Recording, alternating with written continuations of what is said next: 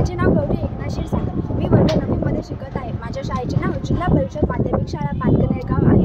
तर मी आज तुम्हाला वाचलेल्या या पुस्तकाविषयी माहिती सांगणार आहे। या पुस्तकाचे नाव आहे द पॉवर ऑफ लिसनिंग। या पुस्तकाचे लेखक आहेत सरश्री।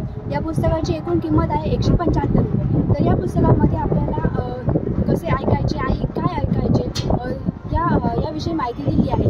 तर उदाहरणार्थ आपण एक गोष्ट पाहूया। त्यासाठी एका कंपनीमध्ये त्या कंपनीच्या मालकाने एक प्रोजेक्ट बनविला आणि त्या प्रोजेक्टसाठी खूप सारे पैसे लागणार होते आणि तो प्रोजेक्ट यशस्वी होईल याची सुद्धा काही खात्री नव्हती। तर यामुळे त्या कंपनीमधील काही कामगारांनी एक नवा प्रोजेक्ट बनविला आणि त्या प्रोजेक्टमध्ये पैसेही जास्त लागणार नव्हते आणि त्यामध्ये त्यांचा वेळसुद्धा वाचणार होता आणि त्यांना अधिकाधिक फायदा होणार होता।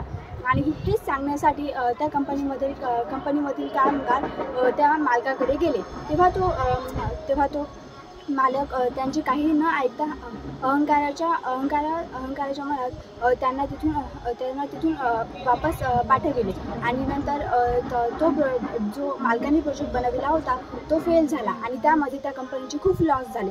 तर यामधून आपल्याला असे शिकण्यास मिळते की आपण जर एखाद्या म्हणजे आपण जेव्हा कोणाचे ऐकत नाही आणि ते जर आपल्या फायद्याचे असले तर आपण त्या ज्ञानापासून वंचित राहू शकतो आणि शेवटी नुकसान आपलेच होऊ शकते। आणि आपल्याला जेव्हा कोणी काही सांगत असते तेव्हा आपण ते ज्ञान व्यवस्थित ग्रहण करायला पाहिजे। आणि त्यासाठी आपण लिसनिंग आणि हिअरिंग या दोनमधला फरक बघूया।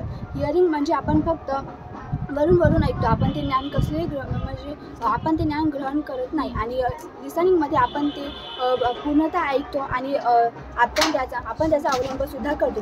त्यामुळे आपण हिअरिंग न करता फक्त लिसनिंग करायला पाहिजे। आणि जेव्हा आपण काही ऐकत असतो तेव्हा आपण मला माहीत आहे किंवा अहंकाराच्या भरात मला बदलायचे नाही अशा भावना न ठेवता आपण ते ज्ञान ग्रहण करायला पाहिजे। त्याचबरोबर जेव्हा आपल्याला कोणी काही सांगत असते जसे की आता आपण त्यासाठी ट्रिपल फिल्टर टेस्ट ही योजना वापरूया। जसे की उदाहरणार्थ तुमच्याजवळ कोणी एक तुमचा मित्र आला तेव्हा तो जर तुम्हाला कोणाविषयी माहिती सांगत असेल तेव्हा त्याला आपण थांबवून 3 प्रश्न विचारायला हवेत। पहिला प्रश्न, तुम्ही जे मला सांगणार आहात ते खरे आहे का, याची तुम्हाला पूर्णतः खात्री आहे का? दुसरा प्रश्न, जे तुम्ही सांगणार आहात ते माझ्या मित्राविषयी चांगले आहे का? आणि तिसरा प्रश्न, तुम्ही जे सांगणार आहात ते माझे उपयोगी आहे का?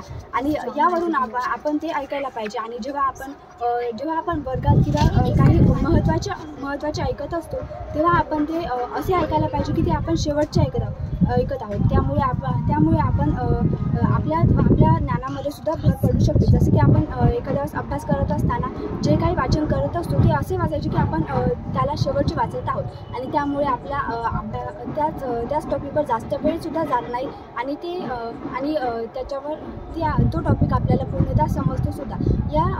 यामुळे आपण जर याचा जर पूर्णतः लाभ घेतला तर आपल्यामध्ये खूप साऱ्या सुधारणा होऊ शकतात। त्यामुळे आपण लिसनिंग करायला पाहिजे आणि ती सुद्धा व्यवस्थित। आणि जेव्हा आपण ऐकतो तेव्हा ते पूर्णतः ऐकायला पाहिजे जेणेकरून आपल्यामध्ये 100% बदल होईल आणि यामधून आपण आपल्या यशापर्यंत जाण्यास कसलीही अडचण येणार नाही। आणि याचबरोबर आपण एक अजून उदाहरण पाहूया। एका वर्गात एक प्रिन्सिपल गेले आणि तेव्हा त्यांनी त्या प्रिन्सिपलनी काही विद्यार्थ्यांना प्रश्न विचारला की उदाहरणार्थ तुम्ही एका बस चालक आहात आणि तेथे काही मीटरवर खूप सारे लोक उतरले, काही वृद्ध तर काही तरुण लोक उतरले आणि तेव्हा त्यामध्ये त्या बस चालकाची वय किती असेल यामध्ये